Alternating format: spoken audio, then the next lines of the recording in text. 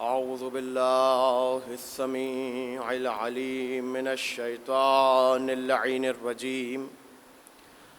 بسم الله الرحمن الرحيم. الحمد لله على ما أنعم وله الشكر على ما ألهم والثناء بما قدم من عموم نعم ابتدأها وسبوغ آلاء أسداها وتمام منن والاها جمع عن الإحصاء عددها وناء عن الجزاء يمدها وتفاوت عن الإدراك يبدها وندبهم لاستزادتها بالشكر لاتصالها واستحمد إلى الخلائق بإجزالها وثنى بالندب إلى أمثالها ثم الصلاة والسلام والتحية والإكرام على صاحب السكينة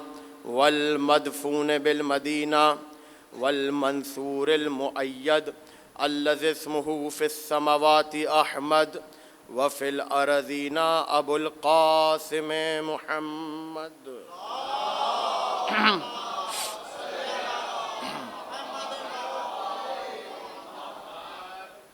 وأهل بيته الطيبين الطاهرين المعصومين المظلومين المنتخبين المنتجبين لا سيما حجة الله في أرضه وعين الله في خلقه ونور الله الذي يهتدي به المهتدون ويفرج به عن المؤمنين وغوث المستغيثين والملهوفين. أعني الإمام المهدي من آل ياسين.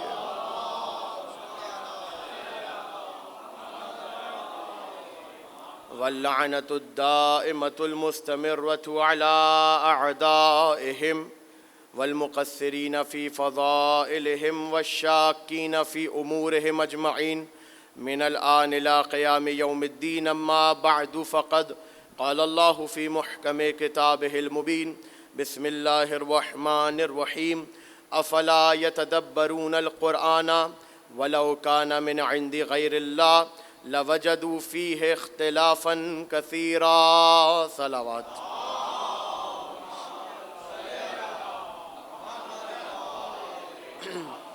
مجلس شہادت غریب الغرباء حضرت امام علی ابن موسیٰ الرضا علیہ الصلاۃ والسلام. آواز بڑھائیں، آواز بڑھائیں. بہرحال جو تعارف میرا ہوا اس سے کافی امیدیں آپ لوگوں کو ہو گئی ہوں گی مجھ سے. بہرحال آل محمد کی بارگاہ میں آنے کے بعد ہرگز کوئی شخص سزاوار نہیں کہ اسے عالم کہا جائے، اس لیے کہ سورج کے آگے جب دیے جلتے ہیں تو سورج نظر آتا ہے، دیے جل نظر نہیں آتے. ایک صلوات پڑھیں محمد و آل محمد پر.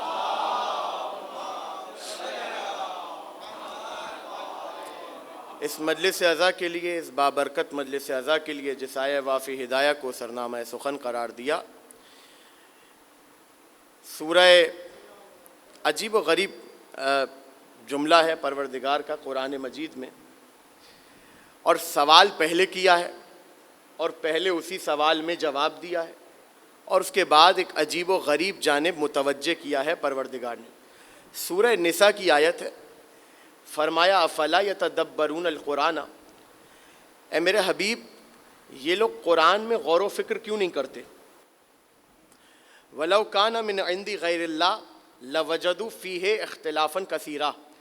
اگر یہ قرآن کسی غیر اللہ کی طرف سے ہوتا تو اس میں ایک نہیں، دو نہیں، بلکہ بہت سا اختلاف پایا جاتا. میرا ساتھ دیتے رہیں گے تو مجھے اندازہ رہے گا کہ میری بات سب تک پہنچ رہی ہے، فرد فرد تک پہنچ رہی ہے. پہلے پروردگار نے اٹھایا ہے سوال افلا یتدبرون القرآن، اور یاد رکھیے گا سوال اٹھانے کا حق ہر کسی کو نہیں ہوتا ہے. سوال وہی اٹھائے گا کہ جس کا حق بنتا ہے. عقلیں دینے کے بعد، ذہن دینے کے بعد، دماغ دینے کے بعد، شعور دینے کے بعد اگر پھر بھی کوئی وہاں دماغ نہ لگائے، وہاں عقل نہ لگائے جہاں لگانی چاہیے، تو پروردگار سوال کرنے کا حق رکھتا ہے، کیونکہ عقلیں دینے والا وہ ہے ذہن عطا کرنے والا وہ ہے، شعور عطا کرنے والا وہ ہے. افلا یتدبرون القرآن، اے میرے حبیب یہ لوگ قرآن میں غور و فکر کیوں نہیں کرتے؟ یعنی پروردگار نے جو سوال کیا ہے افلا یتدبرون القرآن، یہ سوال بتا رہا ہے کہ قرآن اس قابل ہے کہ اس میں غور و فکر کیا جائے، قرآن اس قابل ہے کہ اس کو سوچا جائے، اسے سمجھا جائے. اور پھر اس کی طرف یعنی پہلا سوال اور پھر خدا نے خود ہی جواب دے دیا، افلا یتدبرون القرآن، قرآن اس قابل ہے کہ اس میں غور و فکر کیا جائے. اس کے باوجود یہ غور و فکر نہیں کرتے. وَلَوْ كَانَ مِنْ عِنْدِ غَيْرِ اللَّهِ لَوَجَدُوا فِيهِ اخْتِلَافًا كَثِيرًا، اگر یہ قرآن کسی غیر اللہ کی طرف سے ہوتا تو اس میں بہت سا اختلاف پایا جاتا. اگر یہ قرآن کسی غیر اللہ کی طرف سے ہوتا تو اس میں بہت سا اختلاف پایا جاتا. جملہ آپ کے حوالے کر رہا ہوں، اسی آیت کو ذرا دوبارہ پڑھیے لیکن الٹے طریقے سے پڑھیے. اس قرآن میں چونکہ اختلاف نہیں ہے، یہ دلیل ہے کہ یہ اللہ کی طرف سے ہے. توجہ، اس قرآن میں چونکہ اختلاف نہیں ہے لہٰذا یہ دلیل ہے کہ یہ قرآن اللہ کی طرف سے ہے. یعنی خدا نے قرآن میں یہ آیت رکھ کر بتایا کہ جو ہماری طرف سے ہو ان میں اختلاف نہیں ہوتا، جو ہماری طرف سے ہو ان میں اختلاف نہیں ہوتا. توجہ کیجئے گا. آپ نے داد دی، بے شک کہا، لیکن اب پھر سوال اٹھا رہا ہوں آپ ہی کی داد پر. یہ سب سے بڑی دلیل ہے جو یہاں پر آپ کے حوالے کر رہا ہوں. ضروری نہیں کہ ممبر پہ بیٹھ کے جو بھی مولانا کہہ رہے ہیں وہ سچ ہی ہو، وہ حقیقت ہی ہو. آپ نے داد دی کس جملے پر؟ کہ جو اللہ کی طرف سے ہو اس میں اختلاف نہیں ہوتا. اب قرآن کی آیت آپ کے حوالے کر رہا ہوں. سورہ آل عمران، ان فی خلق السماوات والارض واختلاف اللیل والنہار لآیات لأولی الالباب. سنو، زمین اور آسمان کی خلقت میں اور دن اور رات کے اختلاف میں نشانیاں ہیں عقل مندوں کے لیے. میرے ساتھ رہیے گا. جوان جتنے یہاں پر بیٹھے ہیں، بزرگوں سے مخاطب نہیں ہوں، بزرگوں کو سبق سنانے آیا ہوں اور ان کی دعا لینے کے لیے آیا ہوں. اصل خطاب میرا جوانوں سے ہے، لہذا بزرگ سنیں نہ سنیں ان کی مرضی، ان کو سب معلوم ہے. جوانوں سے خطاب کر رہا ہوں، بہت توجہ کیجیے گا. کیا کہا خدا نے؟ کہ زمین اور آسمان کی خلقت میں، دن اور رات کے اختلاف میں نشانیاں ہیں عقل مندوں کے لیے. نشانیاں ہیں عقل مندوں کے لیے. تو یہ زمین اور آسمان کس کی طرف سے ہیں؟ بولیں بولیں میرے ساتھ. اللہ کی طرف سے. یہ دن اور رات کس کی طرف سے ہیں؟ اور اگر دن اور رات میں اختلاف نہ ہو تو دن نہ بنے، دن نہ بنے تو ہفتہ نہ بنے، ہفتہ نہ بنے تو مہینہ نہ بنے، مہینہ نہ بنے تو سال نہ بنے، سال نہ بنے تو صدی نہ بنے، اور زمانہ تشکیل ہی نہ پائے. لہٰذا پتہ چلا کہ پورا کا پورا زمانہ ٹکا ہوا ہے ایک اختلاف پر. تو اختلاف تو ہو گیا اور اللہ ہی کی مخلوق میں ہوا.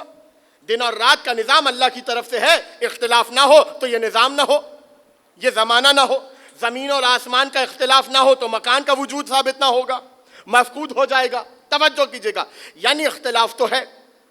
اور پھر رسول کی یہ حدیث کہ رسول نے فرمایا اختلاف امتی رحمتن، میری امت کا اختلاف رحمت ہے. آیا ایک شخص آپ کے اور میرے چھٹے امام امام جعفر صادق علیہ الصلوۃ والسلام کے پاس. دیکھیں پہلے بتا دوں آپ کو کہ میں آؤں گا ممدود تک، لیکن بہت عجیب جہت سے آؤں گا، لہذا ایک ایک جملے پر اور ایک ایک لفظ پہ توجہ رکھیے گا. وہ شخص آیا اور آ کر امام سے اس نے سوال کیا کہ مولا یہ بتائیے یہ جو حدیث ہے رسول کی اختلاف و امتی رحمت، اس کا کیا مطلب ہے؟ اگر امت کا اختلاف رحمت ہے تو اتفاق کیا عذاب ہے؟ میرے ساتھ رہیے گا. اگر اختلاف امت رحمت ہے تو کیا اتفاق امت عذاب ہے؟ توجہ. امام نے کہا ایسا نہیں ہے جیسا تم سمجھے ہو. کچھ کہنا چاہ رہا ہوں. حدیث ہے رسول کی، اور یہ حدیث وہ ہے کہ جسے اہل سنت اور اہل تشیع سب نے لکھا. 3 لفظوں کی حدیث ہے. اختلاف و امتی رحمتن، 3 لفظوں کی حدیث ہے یا نہیں ہے؟ میری امت کا اختلاف رحمت ہے. اب مجھے بتائیے جو سوال کر رہا ہے وہ بھی عربی ہے، جس سے سوال ہو رہا ہے وہ بھی عربی ہے، اور جس جملے کے بارے میں سوال ہو رہا ہے وہ بھی عربی ہے. میرے ساتھ رہیے گا آخری بندے تک. جتنے جوان بیٹھے ہیں ایک پیغام آپ کے حوالے کر رہا ہوں. 3 لفظوں کی حدیث, 3 لفظوں کی. پوچھنے والا بھی عربی, جس سے پوچھا جا رہا ہے وہ بھی عربی, اور جس جملے کے بارے میں پوچھا جا رہا ہے وہ بھی عربی. جب عربی آتی تھی, خود عرب سے تعلق رکھتے تھے, تو وارث رسول سے آ کر اس حدیث کا مطلب کیوں پوچھ رہے تھے؟ ان کا پوچھنا اس بات کی دلیل ہے, جب امت رسول کے 3 لفظوں کی حدیث خود سے حل نہیں کر سکتی, پورا دین اپنی مرضی سے کیا حل کرے گی؟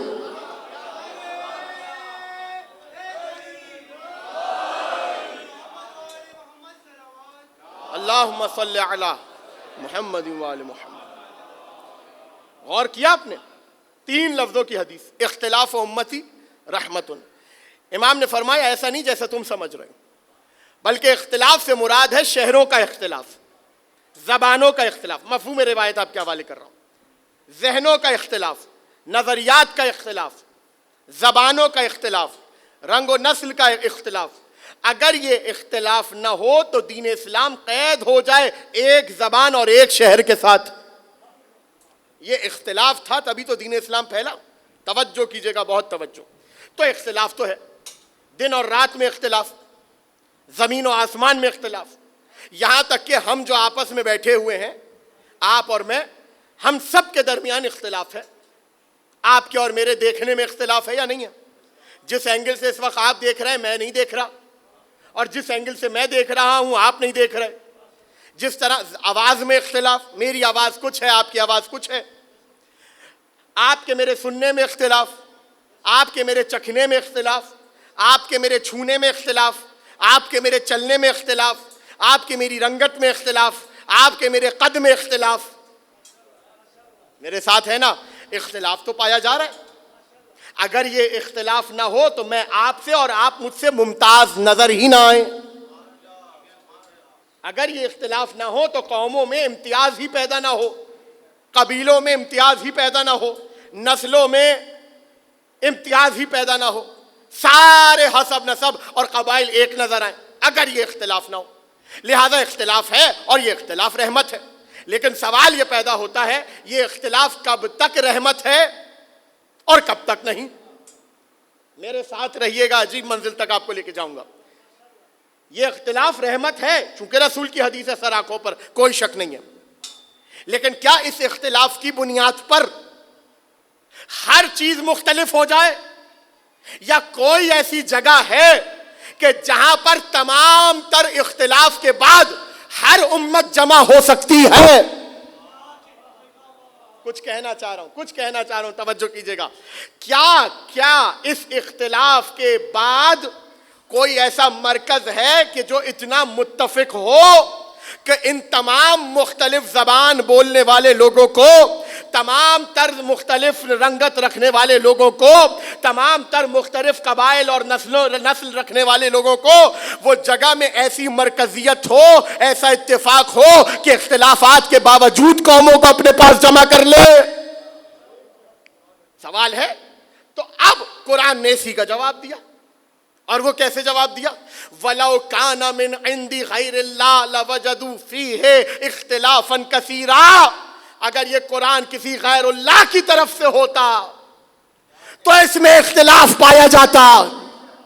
یعنی اس کا مطلب یہ ہے کہ امتیں جتنی بھی مختلف ہوں, قرآن وہ مرکز ہے کہ جہاں پر ایسا اتفاق پایا جاتا ہے کہ مختلف زبانیں بھی آ جائیں اس قرآن کے سائے میں متفق ہو سکتی ہیں. اس قرآن کے سائے میں متفق ہو سکتی ہیں. یہ قرآن کی طاقت ہے. اب سوال کروں, اگر اختلاف رکھنا ہی تھا تو قرآن میں بھی رکھتا, اور اگر نہیں رکھنا تھا تو مخلوقات میں بھی نہیں رکھتا. سوال سمجھ میں آ رہا ہے؟ اگر اختلاف رکھنا ہی تھا تو قرآن میں بھی ہوتا, اور اگر نہیں رکھنا تھا تو مخلوقات میں بھی نہیں ہوتا. تو کیا وجہ ہے کہ خدا نے قرآن میں اختلاف نہیں رکھا اور مخلوقات میں اختلاف رکھا؟ اس کا پہلا جواب تمہیداً آپ کے حوالے کر رہا ہوں اور اس کے بعد منزل کی طرف بڑھوں گا. خدا نے مخلوقات میں اختلاف اور قرآن میں اتفاق اس لیے رکھا تاکہ اختلاف کے باوجود یہ قومیں کسی ایسی ہدایت کی طرف محتاج ہوں جو انہیں متفق کر سکے. مانا میں نے کہ جوانوں کے لیے شاید مشکل ہو گئی ہو اس جملے میں، لیکن سمجھا کر آگے بڑھوں گا، بات ایسے تشنا نہیں چھوڑوں گا. دیکھیں اختلاف جہاں پر آ جائے، اختلاف کا مطلب کیا ہے؟ اختلاف کا مطلب کیا ہے؟ اختلاف کا مطلب یہ ہے کہ شہر میں الیکشن ہو، آپ کسی کو ووٹ دیں میں کسی کو، اختلاف ہو گیا. 10 لوگ ایک بندے کو چنیں، 10 لوگ ایک بندے کو. بہت پردے میں رہ کر بہت سی باتیں آپ کے حوالے کروں گا، لیکن توجہ کیجیے گا. یہ ہے اختلاف کہ 10 لوگ کسی کو ووٹ دیں، 10 لوگ کسی کو، 40 کسی کو، 50 کسی کو، ہو گیا اختلاف. تو جہاں اختلاف ہو جائے، اور قرآن میں اتفاق کیوں ہے؟ اس لیے کہ خدا فرما چکا الف لام میم ذالک الکتاب لا ریب فیہ ھدی للمتقین. چونکہ یہ قرآن ہدایت ہے اس لیے اس میں اختلاف نہیں ہے. توجہ کیجیے گا. دیکھیں 2 لوگ ہیں، 2 لوگ، صلوات پڑھیں محمد و آل محمد.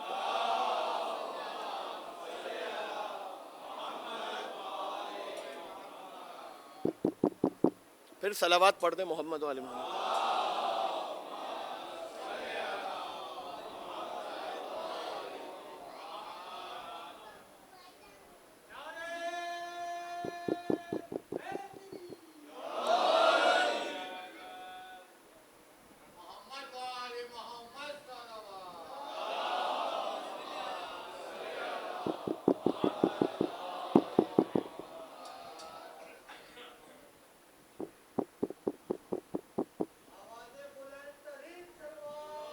اللہم صلی علی محمد و آل محمد.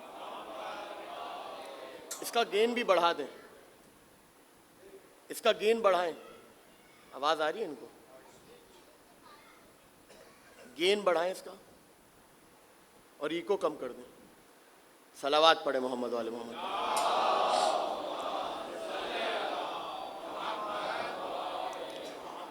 موضوع پہنچ گیا اب تک؟ اب آواز بہتر ہوئی؟ جہاں ہدایت ہو وہاں اختلاف نہیں ہوگا. کیوں نہیں ہوگا؟ توجہ میری طرف رکھیے گا. 2 قسم کے لوگ ہیں.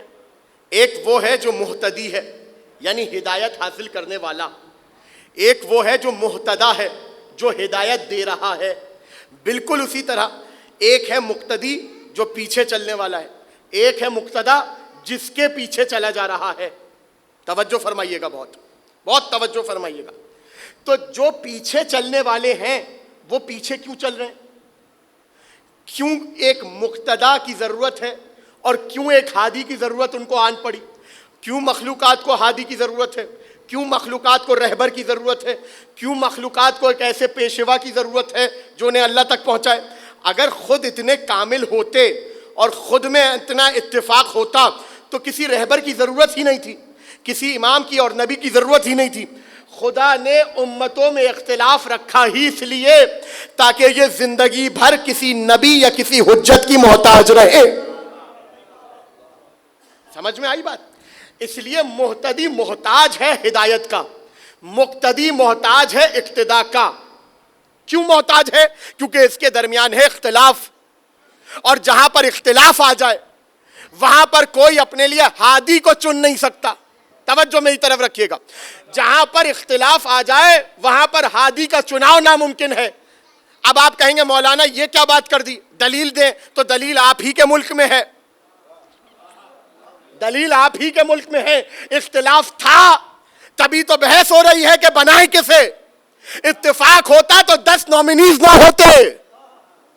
کچھ کہنا چاہ رہا ہوں، تھوڑا بیدار ہوں. اگر اتفاق ہوتا تو 10 لوگ الیکشن میں نہ کھڑے ہوتے. اختلاف تھا تبھی تو کھڑے ہوئے. 40 نے کسی کو ووٹ دیا، 50 نے کسی کو. کیوں؟ کیونکہ اختلاف تھا، اتفاق نہیں تھا. توجہ. لیکن خدا نے نبوت کا سلسلہ ہو کہ رسالت کا سلسلہ ہو یا امامت کا سلسلہ ہو، پروردگار نے نبوت بھی اپنے اختیار میں رکھی، رسالت بھی اپنے اختیار میں رکھی۔ تو اب جملہ آپ کے حوالے کر رہا ہوں، وہ اللہ جو اپنی طرف سے مخلوق کو نبی بنانے کی اجازت نہیں دیتا، وہ اللہ خود سے مخلوق کو امام بنانے کی اجازت کہاں سے دے گا؟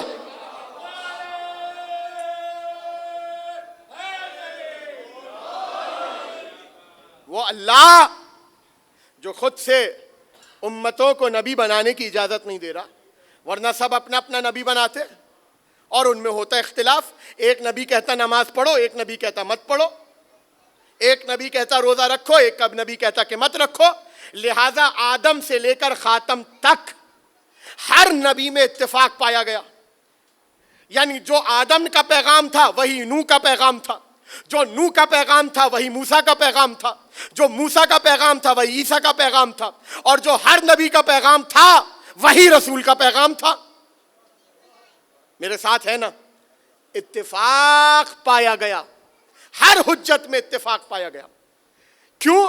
اس لیے کہ قرآن لفظ ہے، قرآن ہے صامت۔ تو جب خدا نے قرآن صامت کو اختلاف سے بچایا ہے تو کیا قرآن ناطق کو اختلاف سے نہیں بچاتا؟ کیا قرآن ناطق کو اختلاف سے نہیں بچاتا؟ یہی وجہ ہے کہ اختلاف نہیں رکھا حجتوں میں، اختلاف نہیں رکھا، اتفاق رکھا۔ کیوں اتفاق رکھا؟ کیونکہ ان کے ہاتھ میں ہے ہدایت کا علم، ان کے ہاتھ میں ہے ہدایت کا پرچم۔ قومیں اسی وقت ان کے پیچھے یکجا ہو کر چلیں گی جب حجتوں میں اتفاق پایا جائے۔ بات پہنچ گئی آپ تک؟ اب سنیے، مدینہ شہر ہے، تھوڑی دیر اپنے چشمے تصور کو مدینہ لے چلے۔ شہر مدینہ ہے، کسی گھر سے رضوان جنا کے لباس پہن کر دو نواسے اپنے گھروں سے نکلے ہیں۔ میرے ساتھ رہیے گا، جوان بولتے رہیں گے تو حوصلہ افزائی رہے گی۔ رضوان جنا کے لباس پہن کر دو نواسے اپنے گھروں سے نکلے اور دیکھا کہ مدینے کا بچہ ناکے پر سوار ہے۔ توجہ، آ کر کہنے لگے نانا ہمیں بھی ناکا چاہیے۔ رسول چاہتے تو کسی اور کا ناکا دلوا دیتے۔ جملہ آپ کے حوالے کر رہا ہوں، رسول چاہتے تو کسی اور کا ناکا دلوا دیتے، لیکن رسول نے کسی کا ناکا نہیں دلوایا۔ یعنی رسول نے بتایا یاد رکھنا میری اولاد کسی اور کی چھوڑی ہوئی جگہوں پہ نہیں بیٹھتی، میری اولاد کسی اور کی چھوڑی ہوئی جگہوں پہ نہیں بیٹھتی، کسی کا ناکا نہیں۔ بلکہ جملہ آپ کے حوالے کر رہا ہوں، رسالت ناکا بنی امامت کے لیے، رسالت ناکا بنی امامت کے لیے۔ اب چشم تصور کو بیدار کیجئے، تصور کیجئے رسول ناکا بنے ہیں، پشت پر حسن اور حسین ہے۔ نانا جو ناکے پر ہوتا ہے اس کے ہاتھ میں مہار ہوتی ہے، میرے ساتھ رہیں، نانا جو ناکے پر ہوتا ہے اس کے ہاتھ میں مہار ہوتی ہے۔ رسول نے اپنی دائیں جانب کی زلف حسن کے ہاتھ میں دی، بائیں جانب کی زلف حسین کے ہاتھ میں دی۔ اب میں نے بارگاہ رسالت میں ہاتھوں کو جوڑا، یا رسول اللہ کیا ہوگا اگر بیک وقت حسن کو دائیں جانا ہو اور حسین کو بائیں جانا ہو؟ میں نے ہاتھوں کو جوڑا، یا رسول اللہ اگر بیک وقت حسن کو دائیں جانا ہو حسین کو بائیں جانا ہو تب رسالت کیا کرے گی؟ بعید نہیں کہ رسول کی آواز آئے، ابھی تو تم نے کہا جہاں ہدایت ہوتی ہے وہاں اختلاف نہیں ہوتا۔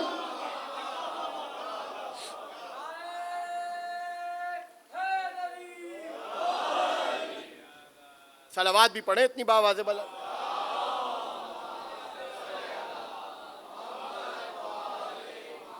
جہاں پر ہدایت ہو وہاں اختلاف نہیں ہوتا، ہو ہی نہیں سکتا کہ حسن کو کہیں جانا ہو اور حسین کو کہیں جانا ہو، ان سب کے درمیان اتفاق ہے۔ اسی لیے امیر المومنین علی ابن ابی طالب علیہ الصلاۃ والسلام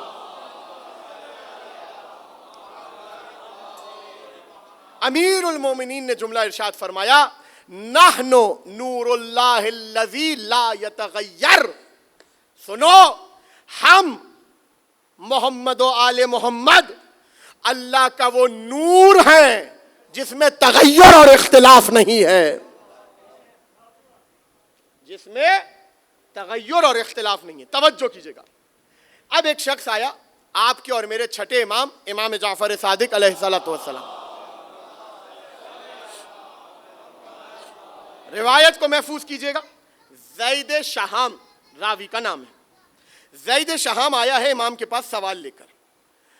اس سے پہلے کہ اس کا سوال آپ کے حوالے کروں, یہ بات سنتے ہوئے چلیں کہ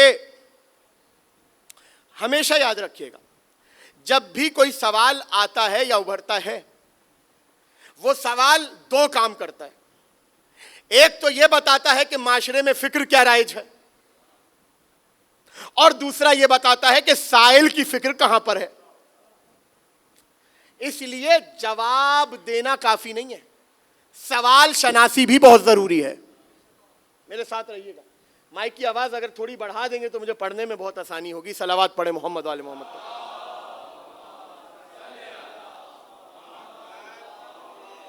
ذرا مل کر بآواز بلند اور اچھے انداز میں صلوات پڑھے محمد والے.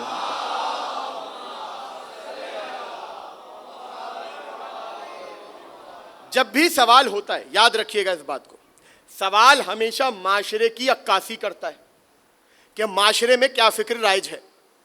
زید شہام آیا ہے امام کے پاس اور آ کر اس نے سوال کیا, یبنا رسول اللہ, یہ بتائیے دو بھائی ہیں, دو شہزادے ہیں اور دونوں جلیل القدر ہیں.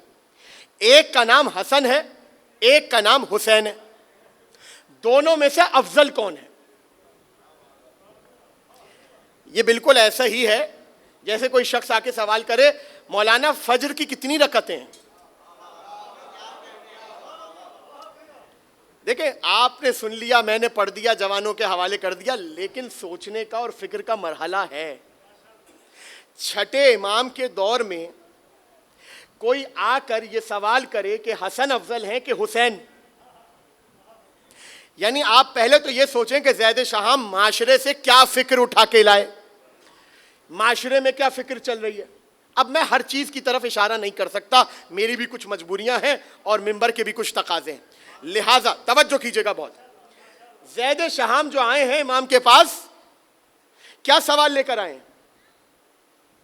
حسن افضل ہے یا حسین؟ یہ تو مسلمات میں سے کہ حسن اسے کہتے ہیں جو حسین کا بھی امام ہو, جس کے ہاتھوں پر حسین نے بیعت کی ہو. اس میں کیا مشکل تھی؟ کیا مشکل تھی؟ اچھا امام آگے سے سوال کرتے, زید شہام یہ کہاں سے سوال لے کر آئے ہو, اتنا بے تکا سوال لے کر آئے ہو, اس سوال سے دین کو کیا فائدہ ہے؟ توجہ فرما رہے ہیں آپ؟ اس سوال سے دین کو کیا فائدہ ہے؟ لیکن امام نے یہ جواب نہیں دیا, اس لیے کہ امام جانتے ہیں کہ سوال زمانے کی عکاسی کرتا ہے, سوال معاشرے کی عکاسی کرتا ہے. آپ کا معاشرہ کتنا بلند ہے یا کتنی پستی میں ہے وہ سوال بتائے گا. توجہ کیجیے گا, سوال بتائے گا. لہذا کوئی اچھی بات نہیں ہے, انتہائی افسوس کے ساتھ کہنا پڑ رہا ہے کہ آج جو ہمارے پاس سوال آتے ہیں نا دین کو لے کے, وہ سوال بتاتے ہیں کہ آج کا معاشرہ دین کو لے کے کتنی پستی میں ہے. سمجھ میں آ جاتا ہے. لہذا اس چیز کے اوپر غور کیجیے گا.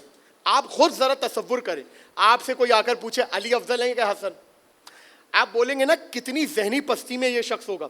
لیکن امام نے اس کے سوال کو اور اس کی تحقیر نہیں کی. امام سمجھے کہ یہ جو اس نے سوال کیا یہ اس نے نہیں کیا ہے, یہ معاشرے سے ایک فکر اٹھا کر لائے. اور وہ فکر کیا تھی؟ دیکھیں بعض اوقات فضیلت کی بحث وہاں کی جاتی ہے جہاں حفظ مراتب کو سمجھنا ہو, تب تو جائز ہے کہ آپ پوچھیں کون افضل ہے کون نہیں. توجہ, یعنی اگر کوئی سوال کرے انبیاء افضل ہیں کہ علی افضل ہیں, ایک کم 1,24,000 انبیاء علی سے افضل ہیں یا نہیں ہیں, یہ سوال بتاتا ہے کہ یہاں پہ حفظ مراتب کو سمجھنے کے لیے سوال ہو رہا ہے. تو جواب دیا جائے گا دلائل کے ساتھ کہ امیر المومنین انبیاء سے افضل ہیں سوائے رسول خدا کے. ٹھیک ہے, لیکن جب سوال ایسا ہو کہ جہاں پر دو شہزادے, توجہ, دو شہزادے, دو بھائی, اور یوں کہیے کہ ایک نور کے دو ٹکڑے ہوں, اور دونوں کا زمانہ اتنا مختلف ہو کہ ایک زمانے میں صلح مل رہی ہے اور ایک زمانے میں جنگ نظر آ رہی ہے, اب آپ کو پتا چلے گا کہ یہ سوال کیوں کیا جا رہا ہے. کچھ کہنا چاہ رہا ہوں، میرے ساتھ رہیے گا. اگر امام یہ کہیں کہ حسن افضل اور حسین مفضول، تو نتیجہ یہ نکالا جائے گا کہ حسن کا منشور حسین سے افضل تھا. کچھ بھی نہیں سمجھے آپ. حسن کا منشور اور حسن کا فیصلہ حسین سے افضل تھا. اور اگر یہ کہہ دے امام کہ حسین افضل ہے حسن نہیں، حسن مفضول ہے خدا نخواستہ، اگر امام یہ کہہ دیں تو اس سے یہ نتیجہ نکالا جائے گا کہ حسین کا فیصلہ حسن کے فیصلے سے افضل ہے. کچھ سمجھ میں آیا میں کیا کہنا چاہ رہا ہوں؟ جہاں پر دو شہزادوں میں، توجہ کیجئے گا، فضیلت کی بحث اس لیے کی جا رہی تھی کہ دونوں شہزادوں میں جو ایک ہی نور کے دو ٹکڑے ہیں، جو ایک ہی طینت کے ہیں، جو ایک ہی روح کے ہیں، ان دونوں کی فضیلت کی بحث اس لیے کی جا رہی تھی تاکہ ان کے درمیان تفریق ڈالی جائے، تاکہ ان کے درمیان فرق پیدا کیا جائے. اور یہ فرق آج بھی آپ کو معاشرے میں کہیں نہ کہیں نظر آئے گا زیر بحث کہ حسن افضل تھے کہ حسین افضل تھے. توجہ کیجئے گا، میں ہر چیز کی طرف اشارہ خدا کی قسم نہیں کر سکتا، میری کچھ مجبوریاں ہیں.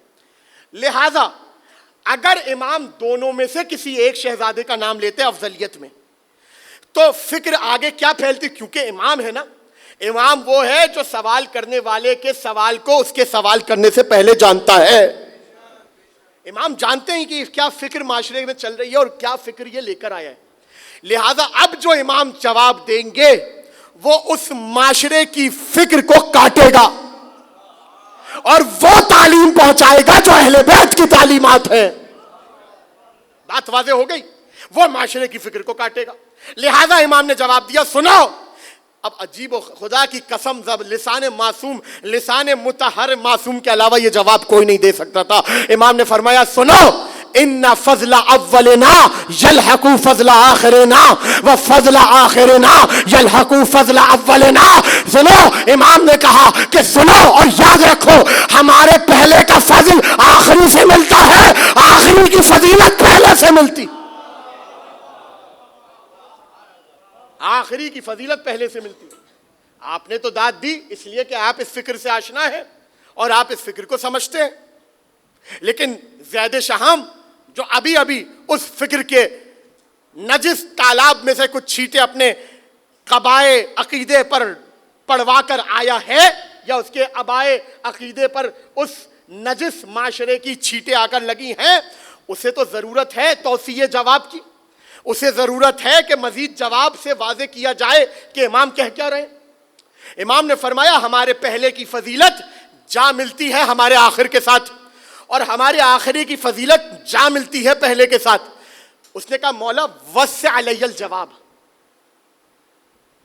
واللہ ما اسألک الا مرتادا. عجیب جملہ کہا اس نے، خدا کی قسم یہ جملہ بتاتا ہے کہ آیا ہی امام کے پاس اس لیے ہے تاکہ صحیح عقیدے کو لے سکے. اس نے جب امام نے جواب دیا تو اس نے آگے سے پھر ایک سوال کیا. اس نے کہا، مولا یہ جو آپ نے جواب دیا ہے اس جواب کو میرے لیے اور واضح کر دیں. کیوں؟ اس لیے کہ میں نے جو آپ سے سوال کیا ہے، توجہ کیجئے گا، میں آپ کو ممدو تک لے کر آنا چاہتا ہوں لیکن ایک عجیب رخ اور جہت کے ساتھ.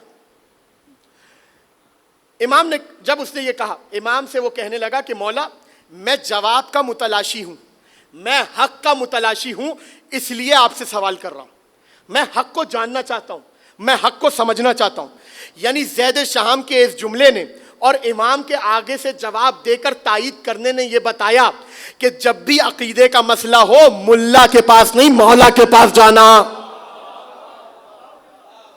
بات سمجھ میں آ گئی؟ اب جو امام جواب دے رہے ہیں توجہ کیجئے گا، اور خدا کی قسم رحمت نازل ہوں ان علماء کی قبور پر جنہوں نے ہم تک یہ معارف پہنچائے ہیں، ورنہ آج ہم بھی زمانے کی ہواؤں میں بہ رہے ہوتے ادھر ادھر. توجہ کیجئے گا، بہت توجہ کیجئے گا.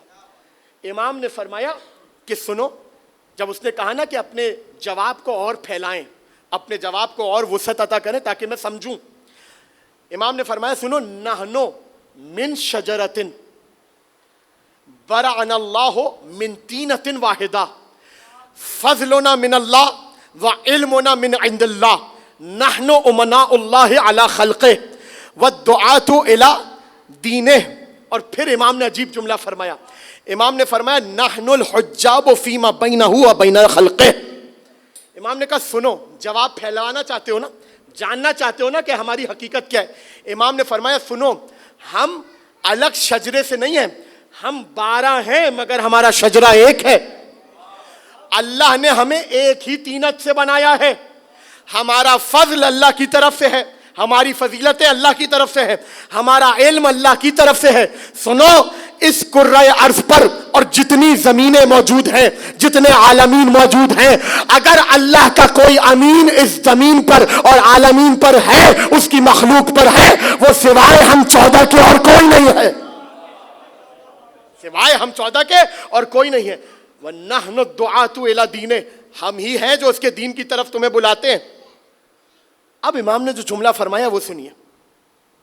امام نے فرمایا نحن الحجاب فیما بینہ و بین خلقہ, ہم اللہ کا وہ حجاب ہیں جو تمہارے اور اللہ کے درمیان حائل ہے. کیا مطلب ہے؟ میں زیادہ وقت اس پہ آپ کا نہیں لوں گا, بس تیزی سے آگے بڑھوں گا. امام نے بتایا کہ وہ حجاب جو تمہارے اور اللہ کے درمیان ہے نا, وہ کوئی اور نہیں, ہم 14 ہیں. کیا مطلب ہے؟ نہ تمہارا کوئی عمل ہم سے ہوئے بغیر اللہ تک جاتا ہے, نہ اللہ کی کوئی نعمت یا رحمت ہم سے ہوئے بغیر تم تک آتی ہے. ہم اللہ کا وہ حجاب ہے. اب توجہ کیجئے گا. اب جب امام نے اس کی زمین عقیدے کو, زمین عقیدہ کو زرخیز کر دیا, تب امام نے آگے سے سوال کیا, ازیدو کا یا زید, اے زید شہام اتنا کافی ہے یا اور سننا چاہتا ہے؟ اب میں آپ سے بھی سوال کر لیتا ہوں, اتنا کافی ہے یا اور سننا چاہتے ہیں؟ ٹھیک ہے, توجہ رکھیے گا جوان خاص طور پہ. اللہم صلی علی محمد. توجہ کیجئے گا, بہت توجہ. امام نے فرمایا اتنا کافی ہے اور سننا چاہتا ہے. اس نے کہا مولا کیوں نہیں سننا چاہوں گا, آیا ہی اسی لیے ہوں. امام نے پھر ایک ہی جملہ کہا, خدا کی قسم اگر اس ایک جملے کے بعد بھی کسی کو کوئی چیز سمجھ میں نہ آئے تو میں کیا کر سکتا ہوں. امام نے فرمایا سنو, خلقنا واحد و فضلنا واحد و علمنا واحد و کلنا واحد عند اللہ. سنو, ہم ہیں 12 مگر خلق میں ایک ہے, علم میں ایک ہے, فضل میں ایک ہے. اور سنو, ہم 12 ہیں مگر حقیقت میں ایک ہی نظر آتے. صلوات پڑھو محمد والے محمد پر.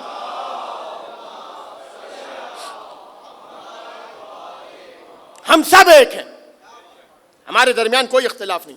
اسی لیے حدیث آئی ما جرى لأولنا جرى لآخرنا, جو ہمارے پہلے سے صادر ہوتا ہے وہی ہمارے آخری سے صادر ہوتا ہے. اولنا محمد و اوسطنا محمد و آخرنا محمد و کلنا محمد. ہم سب کے سب محمد ہیں. توجہ کیجئے گا, ہم سب کے سب محمد ہیں, ہم سب کے سب محمد ہیں. کیوں خدا نے امامت کو, ہدایت کو, اتفاق کو, توجہ, اس ہی خاندان میں رکھا؟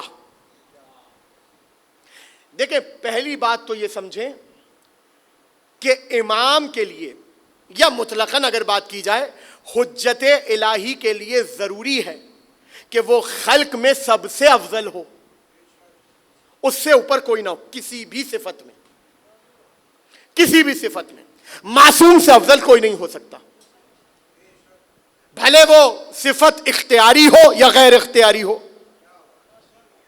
سمجھ میں آئی آپ کی یہ بات؟ جوانوں سے کہہ رہا ہوں, بزرگوں سے نہیں. یہ جسارت میں نہیں کر سکتا. توجہ کیجئے گا, وہ صفت اختیاری ہو یا غیر اختیاری ہو. صفتیں بھی 2 قسم کی ہیں, ایک اختیاری اور ایک غیر اختیاری. فلاں شخص بہت حسین ہے, اس میں اس کا کوئی اختیار نہیں ہے, اللہ نے بنایا ہے, یہ غیر اختیاری صفت ہے. فلاں شخص بہت سخی ہے, یہ سخاوت اس کے اختیار میں ہے. کوئی بھی صفت ہو, اختیاری یا غیر اختیاری, معصوم, حجت, نبی, رسول, امام, ولی الہی, تمام مخلوقات میں افضل ہوگا. بات پہنچ گئی؟ اب آپ کے اور میرے 8ویں امام, امام علی رضا علیہ السلام,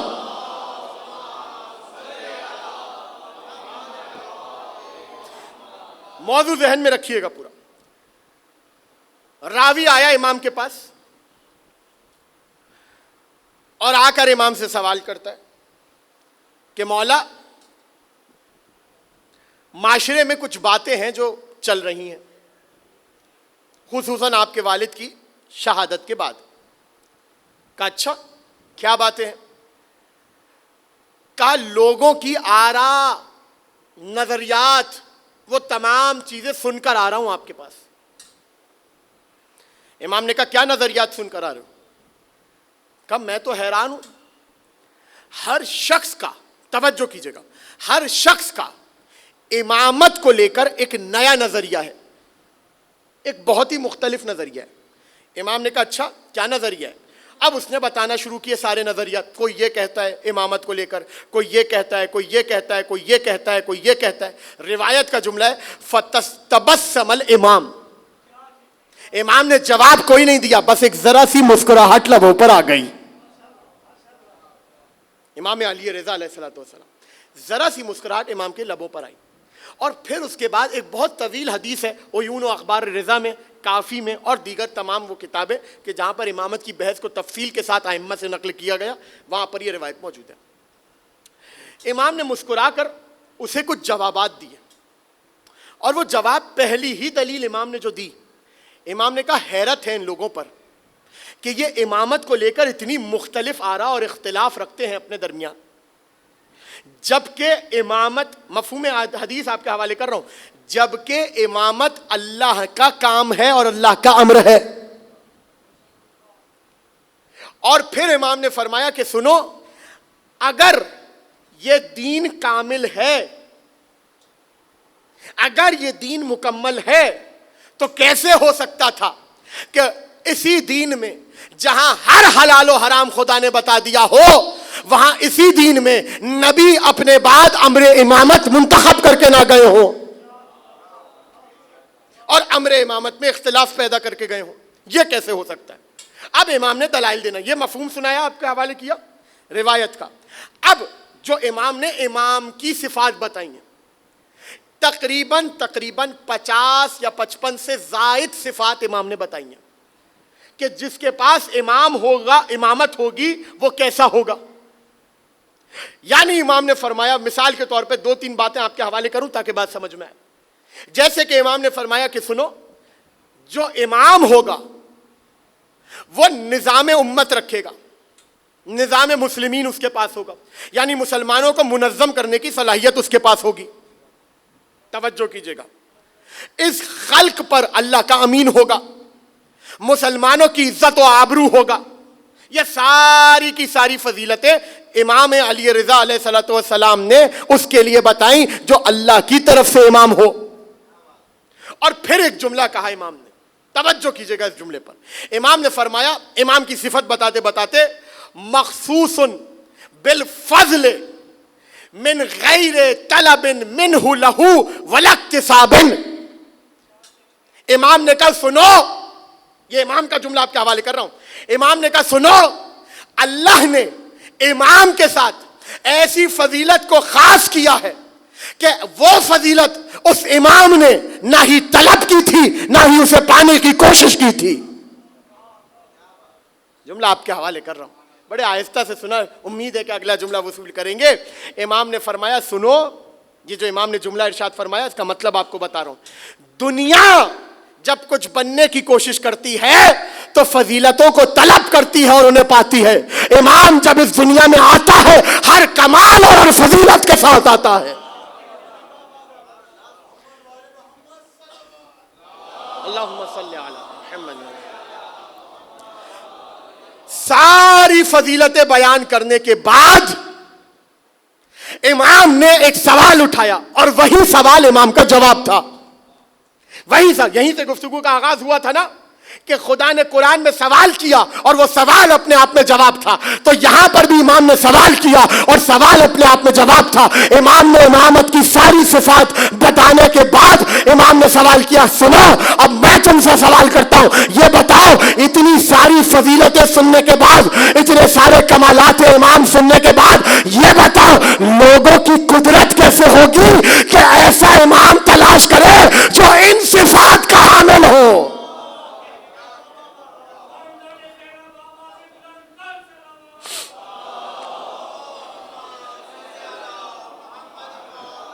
امام نے کہا سنو، کیسے ممکن ہے کہ ان تمام فضائل کے ہونے کے بعد کوئی شخص اپنے لیے ایسا امام تلاش کرے جو ان فضیلتوں کا حامل ہو. اور پھر امام نے سوال کیا سنو، کیا اب بھی لوگ یہ سمجھتے ہیں کہ امامت آل رسول کے علاوہ کہیں اور نظر آئے گی؟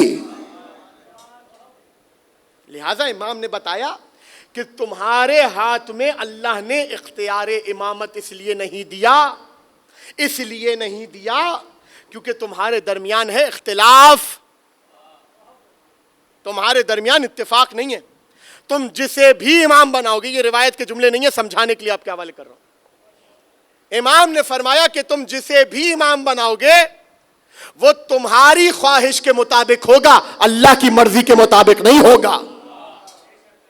تم اپنا فوائد اس میں دیکھو گے کہ یہ ہمیں کیسے فائدہ پہنچا سکتا ہے. لہذا امر امامت وہ سنگین ترین امر ہے کہ ہمارے اور آپ کے اوپر امام کو اختیار کرنے کا کوئی فریضہ نہیں ہے، اس لیے کہ ہماری اوقات ہی نہیں ہے کہ ہم امام کو اختیار کر سکیں، ہم امام کو چن سکیں. اب جملہ آپ کے حوالے کر رہا ہوں، قدر کیجئے گا اس جملے کی. یاد رکھیے گا، امام چنا نہیں جاتا، اللہ کی طرف سے بنا کر بھیجا جاتا ہے. اللہ کی طرف سے بنا کر بھیجا جاتا ہے. ختم ہو رہی ہے تقریر، آخری مراحل میں گفتگو کو داخل کر رہا ہوں. ایک مرتبہ صلوات پڑھے محمد علیہ یا علی.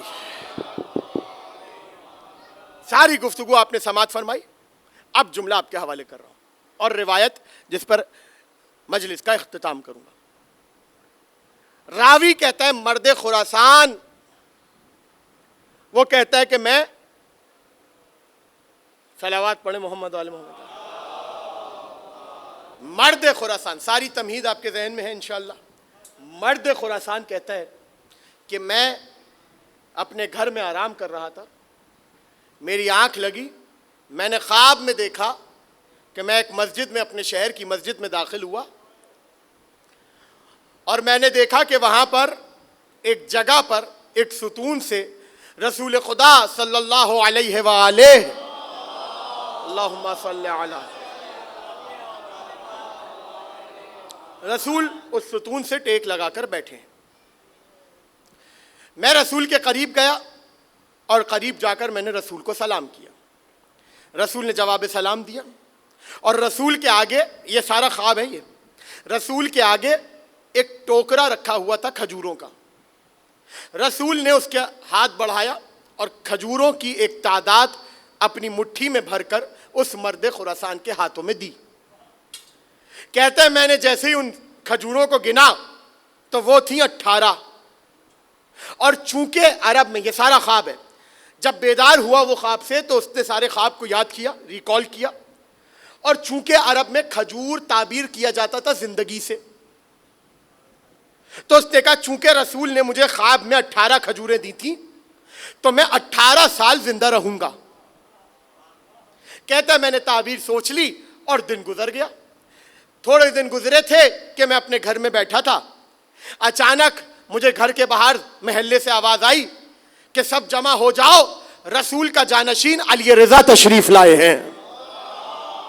اللہم صلی علی محمد وعلی. مولا آپ کو سلامت رکھیں، آباد رکھیں. ختم ہو گئی تقریر، آخری بات ہو رہی ہے. رسول کے جانشین علی رضا تشریف لا رہے ہیں. کہتا ہے جیسے ہی میں نے یہ سنا، بغیر کسی لمحے کو ضائع کرتے ہوئے میں نے فوراً اپنے دوشوں پر عبا کو ڈالا، سر پر امامہ رکھا اور میں دوڑا اپنے گھر کی طرف، گھر سے. جیسے ہی میں باہر نکلا میں نے پوچھا کہ بتاؤ میرے وقت کا امام کہاں ہے؟ انہوں نے کہا وہ مسجد میں گئے ہیں. اب جیسے ہی میں اس مسجد کے قریب آیا میں نے دیکھا وہی مسجد تھی جو میں نے خواب میں دیکھی تھی. آخری بات ہے خدایا اپنے ہاتھوں کو بلند کیجیے گا امام کی تائید اور تصدیق کے لیے. جملہ آپ کے حوالے کر رہا ہوں. جیسے ہی کہتا ہے میں نے دیکھا یہ وہی مسجد ہے جو میں نے خواب میں دیکھی تھی. میں نے دروازوں کو کھولا اور جیسے ہی میں مسجد میں داخل ہوا میں دیکھ کر حیران تھا. وہی جگہ تھی, وہی ستون تھا, وہی کھجور کا ٹوکرا تھا. خواب میں رسول تھے, حقیقت میں عالم رضا بیٹھے.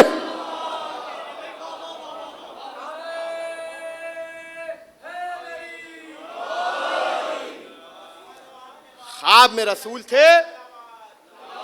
اللہم صلی علی محمد وآل محمد.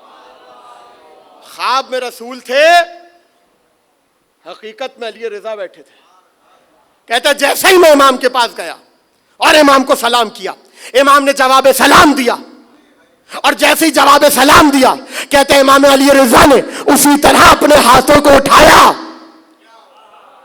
جس طرح رسول نے اٹھایا تھا, اسی طرح ہاتھوں کو بڑھایا جس طرح رسول نے بڑھایا تھا, اسی طرح ٹوکری میں ہاتھ کو ڈالا جس طرح رسول نے ڈالا تھا, اسی طرح مٹھی کو بھرا جس طرح رسول نے بھرا تھا, اسی طرح کھجوریں مجھے دی جس طرح رسول نے دی تھی. اب جو میں نے وہ کھجوریں گری, نہ ایک کم نہ ایک زیادہ, کل 18 کھجوریں تھی. جملہ آپ کے حوالے کر رہا ہوں. میں نے ہاتھوں کو جوڑ کے کہا مولا کیا کچھ زیادہ عنایت فرما سکتے ہیں؟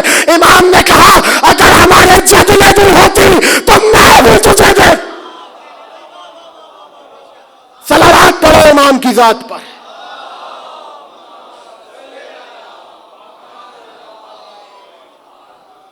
اگر رسول نے دی ہوتی تو میں بھی تمہیں دے دیتا. جہاں دنیا اللہم صلی علی محمد و آل محمد. جہاں لوگ دیکھیں خواب کیا ہے؟ خواب ہے مجاز, اور یہ جو آپ اور میں دیکھتے ہیں یہ ہے حقیقت. یہ ہے حقیقت. یاد رکھیے گا جہاں دنیا, توجہ میری طرف رکھیے گا, جہاں دنیا حقیقت میں اتفاق پیدا نہیں کر پائی وہاں معصومین خواب اور حقیقت میں بھی اختلاف نہیں رکھتے. وہاں معصومین خواب اور حقیقت میں بھی اختلاف نہیں رکھتے. اس لیے حدیثوں میں آیا کہ جس نے ہمیں خواب میں دیکھا ایسا ہے جیسے حقیقت میں اس نے ہمیں دیکھا. ختم ہو گئی تقریر. آج 17 سفر آ گئی عزاداروں.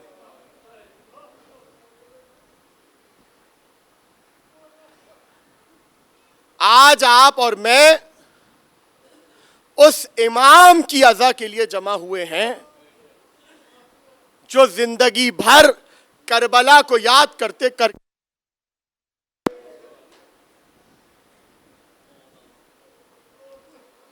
اجرکم علی اللہ, اجرکم علی صاحب الزمان. روایتوں کا جملہ ہے کہ جب کوئی شاعر کربلا کے حال پر مرثیہ کہتا تھا امام اسے بلا لیا کرتے تھے. مجلس سجی ہوئی تھی, دیبل مرثیہ پڑھ رہے تھے, بڑا گریہ کیا امام نے, خوب گریہ کیا امام نے. جب مجلس ختم ہو گئی لوگ اپنے گھروں کو جانے لگے تو امام نے دیبل کو روکا اور کہا کہ دیبل اگر تو اجازت دے تو تیرے مرثیے میں ایک شعر کا اضافہ کرنا چاہتا ہوں. اس نے کہا مولا آپ کو اختیار ہے, آپ کے اذن کے بغیر میری کیا اوقات, بتائیے مولا کیا لکھوانا چاہتے ہیں. امام نے کہا اضافہ کرو اس مطلب کا کہ روز قبر پر جو توس میں ہے. اجرکم علی اللہ, یہی حق تھا عزادارو, استقبال مصائب کا یہی حق تھا.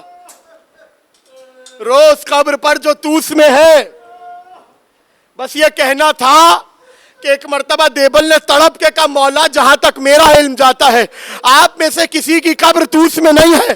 مولا نے کہا دیبل کچھ دنوں بعد تو اپنے وقت کے امام کا جنازہ سے بھی. اجرکم علی اللہ اجرکم علی صاحب الزمان.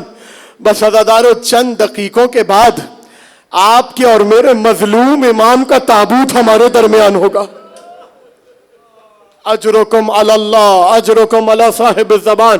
لیکن عزادارو فقط زیارت نہیں بلکہ اس جنازے کا استقبال ایسے کرنا جیسے میتوں کا استقبال کیا جاتا ہے. خدا کی قسم قیامت سے کم نہیں تھا. جب حسین نے مدینے کو چھوڑا ہے حسین کے ساتھ حسین کے گھر والے تھے اور سب سے بڑی بات حسین کے ساتھ حسین کی بہن زینب موجود تھی. عزادارو جانتے ہو مسافری میں جب کوئی مصیبت آتی ہے نا تو اپنوں کے ہونے کی وجہ سے بڑا سہارا ہو جاتا. مجھے معاف کرنا جملہ آپ کے حوالے کر رہا ہوں. ارے حسین جب اکبر کا زخم لے کر خیموں میں آتے جب عباس کا زخم لے کر خیموں میں آتے جب اون و محمد کا زخم خیموں میں لے کر آتے ارے بہنیں موجود ہوتی تھی جو حسین کو سہارا لیتی تھی. جب حسن کو زہر دیا گیا بہنیں موجود تھی جو بھائی کا سہارا بنی. لیکن ہائے علی رضا جب زہر دیا گیا کوئی بہن موجود نہ تھی. اجرکم علی اللہ. اپنی آوازوں کو بلند کریے گا عزادارو. آپ کے امام کے تابوت کی سے مجلس ہے. آپ کے امام کا تابوت ابھی آپ کے درمیان ہوگا. بس 2-3 جملے کہوں گا اور اجازت چاہوں گا. عزادارو جانتے ہو انگور میں زہر دیا گیا ہے نا تمہارے اور میرے مولا کو. 203 ہجری کا دور ہے اور امام اپنے صحابی ابا سلط ہروی کو اپنی محفل میں لے کر بیٹھے ہیں. کئی اور صحابہ کئی اور رفقا کئی اور لوگ امام کی محفل میں تشریف فرما ہے. ایک مرتبہ جب محفل برخاست ہوئی تو امام نے کہا ابا سلط ہروی ان سب کو جانے دو مگر تم بیٹھے رہو. ابا سلط ان سب کو جانے دو مگر تم بیٹھے رہو. کیا عالم آ گیا غریب الغربا پگا کہ کوئی گھر والا ساتھ نہیں ہے. صحابی سے کہہ رہے ہیں سب کو جانے دو مگر تم بیٹھے رہو. اجرکم علی اللہ. اپنی آوازوں کو بلند کرنا عزادارو. جس کو رونا آتا ہے رونے میں شرمائے نہیں. جس کو ماتم آتا ہے ماتم کرنے میں شرمائے نہیں. ہاں عزادارو ابا سلط کہتے ہیں میں اپنے مولا کے ساتھ بیٹھا ہوا تھا کہ اتنے میں مولا نے مجھ سے کہا ابا سلط ایک عجیب بات بتاؤں. کہا جی مولا ارشاد فرمائیے. کہا ابا سلط ہروی سنو ابھی تھوڑی دیر بعد مامون کے کچھ سپاہی دروازے پر آئیں گے اور مجھے اپنے ساتھ مامون کے گھر پر لے کر جائیں گے.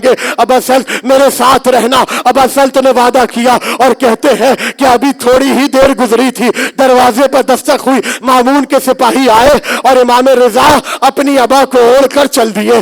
جیسے ہی مامون کا گھر قریب آیا ابا سلط ہروی کا تصور کرنا جس کو رونا نہ آ رہا ہو کم سے کم سر جھکا کے ہائے رضا ضرور کہہ دے. بڑا مظلوم ہے عزادارو تمہارا اور میرا مولا.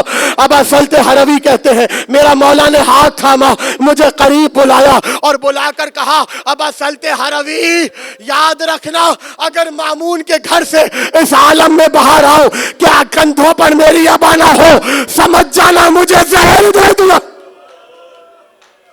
کرو عزادارو ماتم کرو. اپنی آوازوں کو بلند کرو. مولا کے جنازے کا استقبال کرنا ہے. اپنی آوازوں کو بلند رکھنا. میں جب کہوں گا تابوت کب آئے گا اس سے پہلے کوئی نہ اٹھے. ہاں عزادارو ابا سلط ہروی کہتے ہیں میں منتظر تھا میں بڑا بے چین تھا. عزادارو ہاتھوں کو جوڑ کر ایک جملہ کہوں گا. تصور کرنا ابا سلط ہروی کی جگہ اگر آپ ہوتے آپ کے دل پر کیا گزرتی. ابا سلط کہتے ہیں مجھ سے قرار نہ آ رہا تھا. میں کبھی دائیں جاتا تھا کبھی بائیں جاتا تھا کہ اچانک میں نے دیکھا مامون کے گھر کا دروازہ کھلا میرا مولا اس عالم میں باہر آیا. دوشوں پر ابا نہیں. اجرکم علی اللہ اجرکم علی صاحب الزمان. دوشوں پر ابا نہیں تھی. ایک مرتبہ امام نے میری طرف دیکھا اور دیکھ کر کہا بس مجھے آ کر سنبھالو مجھ سے چلا نہیں جا رہا.